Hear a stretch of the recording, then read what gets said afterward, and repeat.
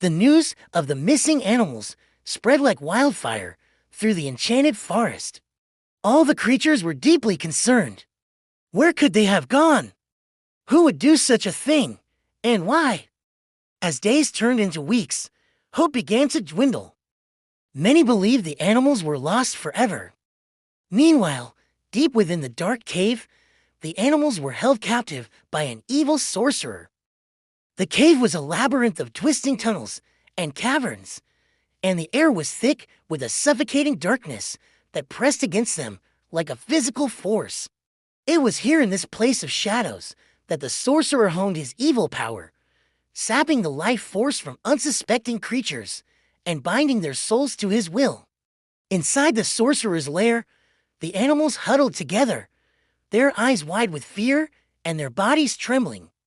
The darkness seemed to have a life of its own, coiling around them, whispering sinister secrets that stoked their terror. Among them, Leo, the valiant lion, tried to rally his companions. His voice, though shaking, echoed with determination. "Don't lose hope," he said. "We will find a way out of this place." But even as he spoke, doubt gnawed at him. He, too, felt the oppressive weight of the darkness, and the thought of their friends and families fading away into despair outside filled him with dread. Suddenly, the ground rumbled, and the animals flinched, pressing closer together in a desperate bid for comfort. From the depths of the cave came the sorcerer's booming laughter, a sound that reverberated through the caverns like rolling thunder. "Foolish animals," he roared, his voice dripping with malice. "You cannot escape your fate.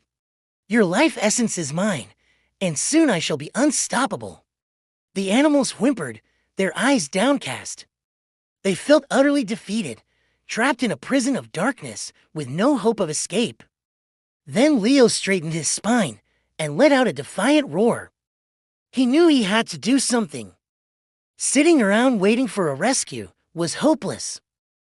They had to take action if they were going to free themselves from the sorcerer's clutches. But what could they do? The answer came to Leo in a flash of inspiration. He remembered the glowing stone he'd found earlier, a beacon of light in the deepest recesses of the cave. It might be their only hope against the encroaching darkness. Leo called out to his companions, urging them to follow him. Together, they ventured deeper into the cave, the darkness growing thicker and more oppressive with every step.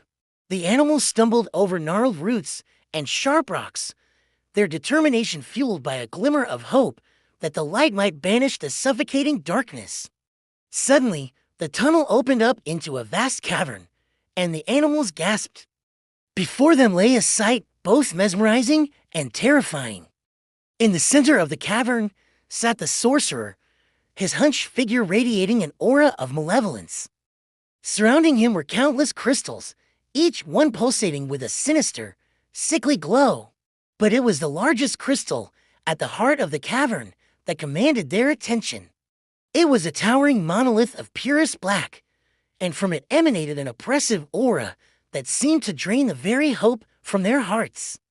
This, Leo realized with a jolt, was the source of the sorcerer's power, the embodiment of the darkness that had ensnared the forest and corrupted the sorcerer's soul.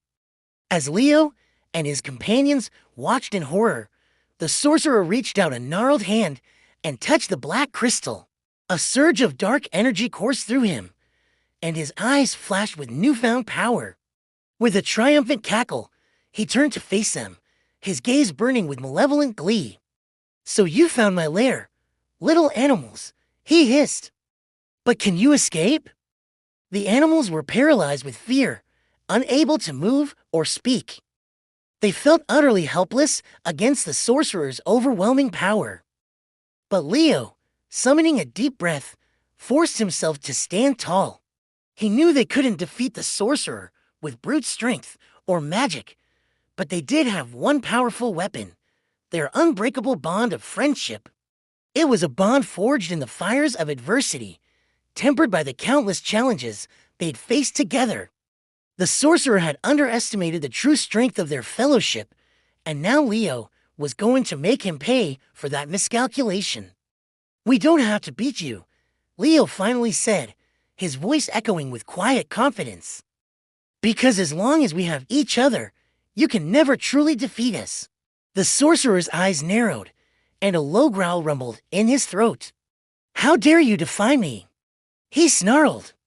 "You are nothing but prey, and I am the hunter." With a flick of his wrist, he unleashed a torrent of dark magic that hurtled toward Leo and his companions. But instead of cowering in fear, the animals stood their ground. They'd faced danger before, and they knew that running or hiding would only make things worse. As the dark magic approached, each animal drew upon the strength and courage that resided within their hearts.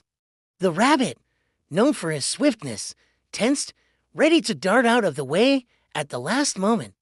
The eagle, with his keen eyesight, focused on the incoming attack, his sharp gaze unwavering. The bear, with his immense strength, braced himself to shield the others. And the fox, with his cunning intellect, devised a plan to counter the sorcerer's next move. And then there was Leo, the lion, whose bravery was as boundless as the horizon. He stood in the heart of the swirling darkness, his eyes blazing with righteous fury. In that instant, Leo knew that the fate of the enchanted forest, perhaps even the entire world, rested upon their shoulders. The sorcerer had underestimated the power of their unity, the strength that lay dormant within each creature until awakened by their unbreakable bond of friendship. As the dark magic washed over them, a blinding light erupted from the animals, banishing the shadows and revealing the true source of their power, their unbreakable bond of friendship. It was a bond that transcended fear, doubt, and even death itself. It was a bond that gave them strength when all hope seemed lost, that allowed them to rise above their perceived weaknesses and limitations. With their combined powers surging through them, the animals attacked, each utilizing their unique abilities to strike at the sorcerer's weaknesses. The rabbit, swift and agile, darted around the sorcerer, distracting him with lightning-fast movements. The eagle, with his razor-sharp talons, swooped down from above, attacking the sorcerer's outstretched hands, the very source of his dark magic. The bear, with his massive bulk and unyielding strength, charged forward, forcing the sorcerer to raise his arms in defense. And the fox, with his cunning intelligence, devised clever tactics, leading the sorcerer into traps of his own making.